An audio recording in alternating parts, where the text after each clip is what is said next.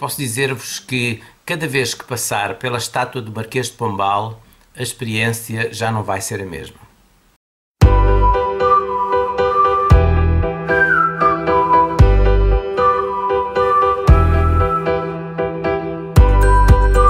Hoje saí completamente da minha zona de conforto, li um livro diferente do que costumo ler.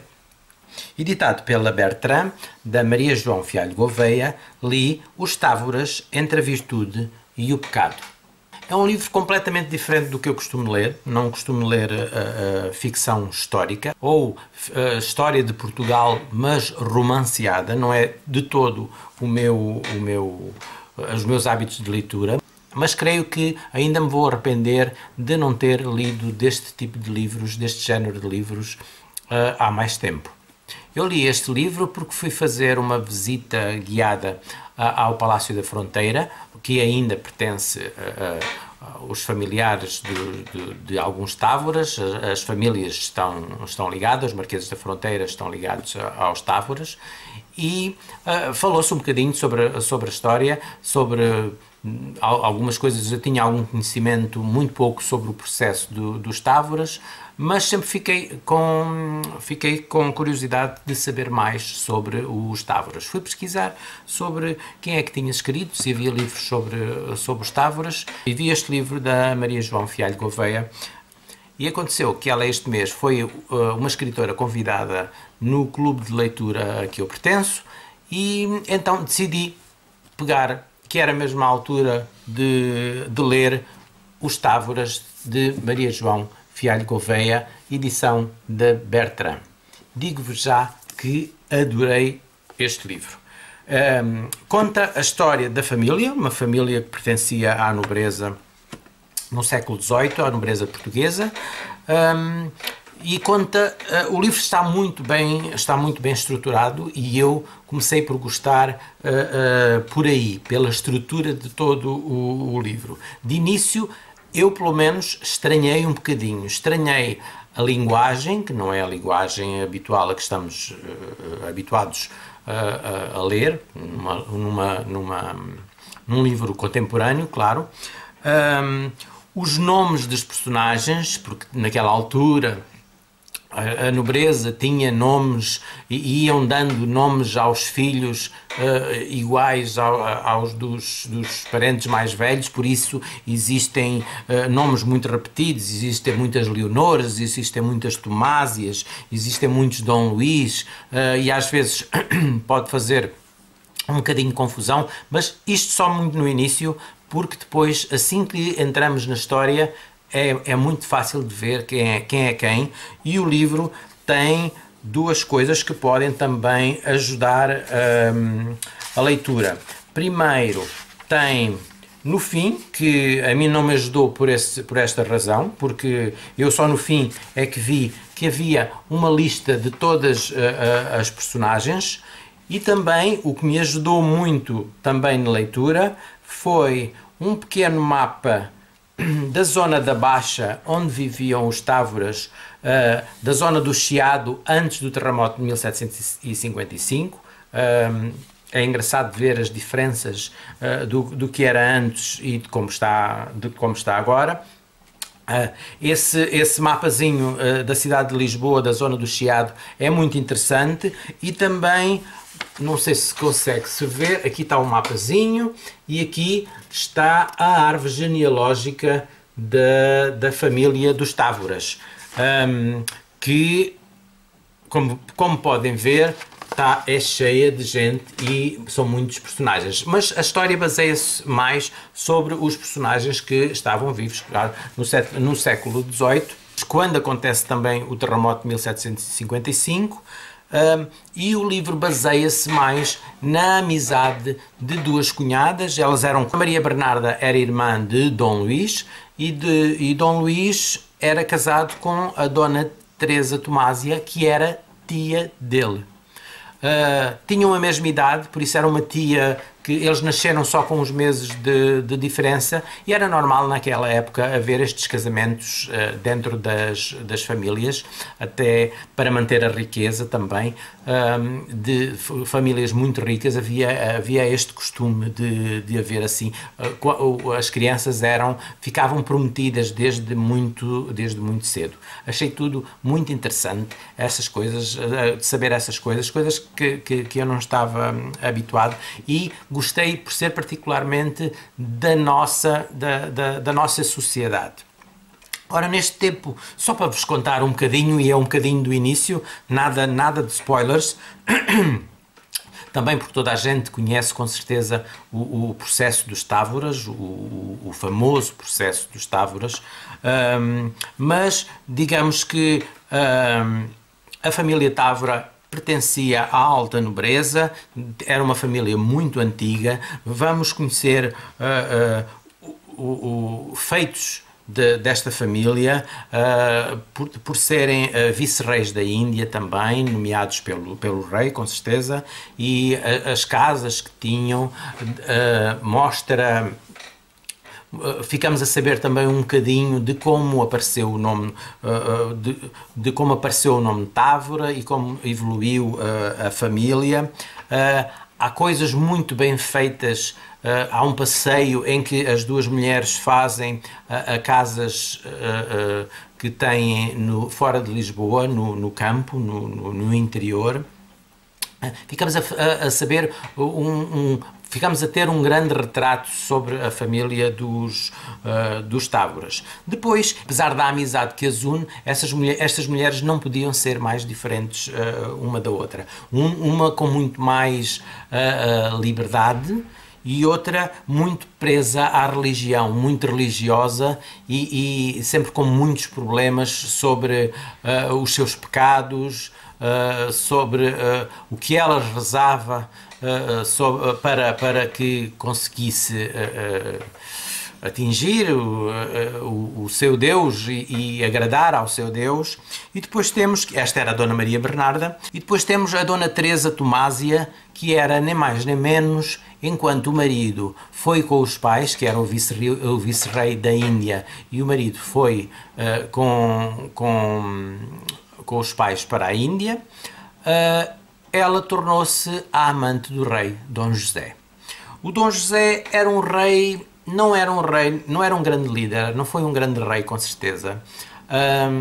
Interessava-se por tudo menos por reinar, digamos assim, e depois teve o azar, ele, e teve a sociedade portuguesa, e teve a família dos Távoras, teve o azar de haver um ministro que dava pelo nome de Sebastião José Carvalho e Melo, Sebastião José de Carvalho e Melo,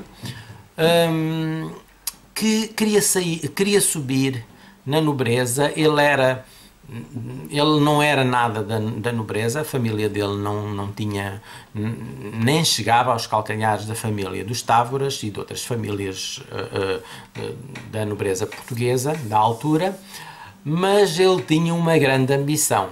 E geralmente as pessoas com grande ambição pisam tudo e todos e fazem tudo o que podem para subir para subir a pulso, e ele assim fez e subiu bastante. Depois, com o terremoto de 1755,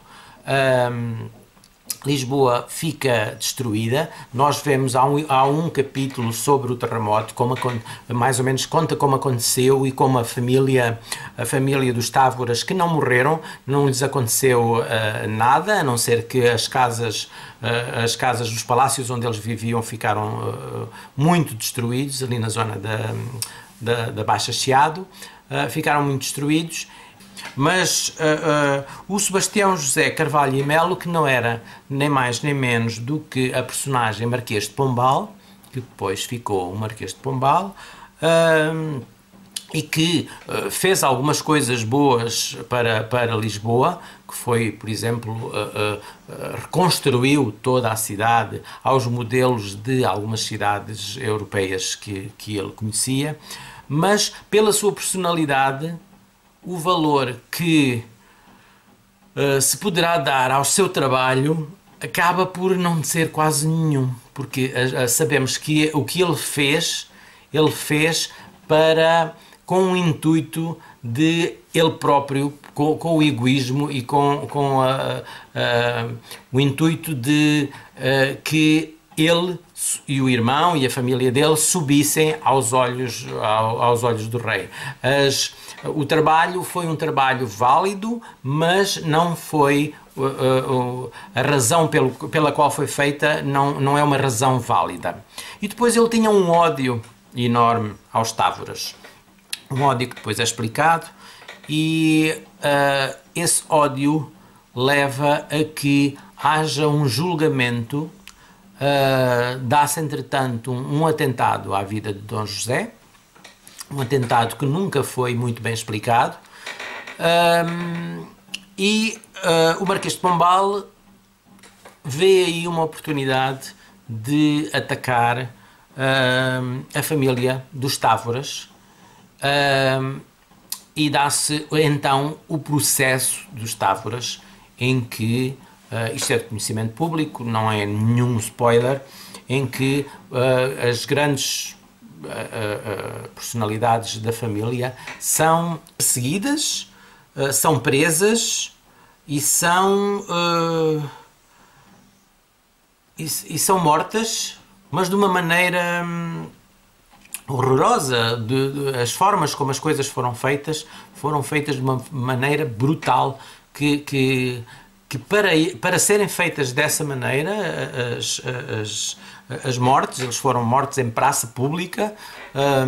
Se quiserem saber onde é, atrás da casa onde se vendem agora os pastéis de Belém, uma ruazinha pequenina aí, foi aí que eles foram assassinados, e foram assassinados das maneiras mais brutais. Tudo isto por inveja e tudo isto por maldade pura do Marquês de Pombal. Por isso eu dizia que cada vez que eu passasse agora pela estátua do Marquês de Pombal, já não veria aquela pessoa que reconstruiu Lisboa, mas veria sim a pessoa mesquinha que assassinou grandes famílias, que também não seriam santas nenhumas, mas de qualquer maneira ninguém merece o horror e a dor que lhe foi atribuída,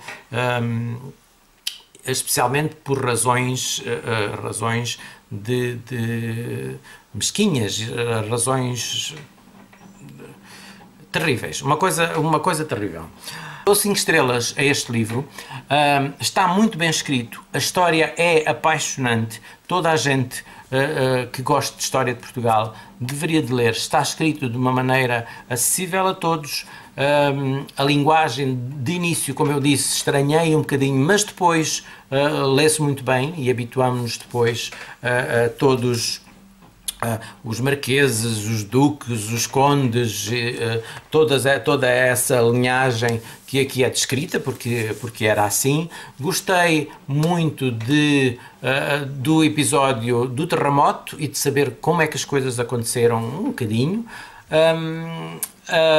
Gostei bastante deste livro e aconselho a todos a leitura. Não gosto muito da capa com estes folhos e com estas... Eu sei que era a roupa que se utilizava nesta altura, mas acaba por dar a sensação que isto é um livro de romance de cordel. Quem não conhece a história, é um livro de romance de cordel, é capaz de retirar um bocadinho também da seriedade do que se fala aqui. Fiquei fã da escrita da Maria João Fialho Gouveia. Vou querer ler livros que ela tem alguns livros já com temas que eu fiquei a conhecer na nossa reunião do Clube do Livro, temas muito interessantes. Ela adora falar sobre a história de Portugal e é uma grande conhecedora da história de Portugal.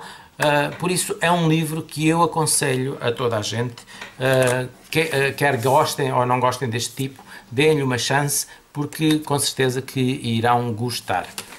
Como sempre, se gostam dos vídeos que eu faço por aqui e se ainda não subscreveram ao canal, façam-no, subscrevam. Basta clicar no botãozinho subscrever e também, se quiserem receber informações sobre quando eu ponho vídeos novos, é clicarem no sininho que aí aparece. Não se esqueçam, se gostarem deste vídeo, dar um like, porque quantos mais likes tiver, mais disponível ele fica para outras pessoas. E assim me despeço com desejos de boas leituras para todos. Até à próxima!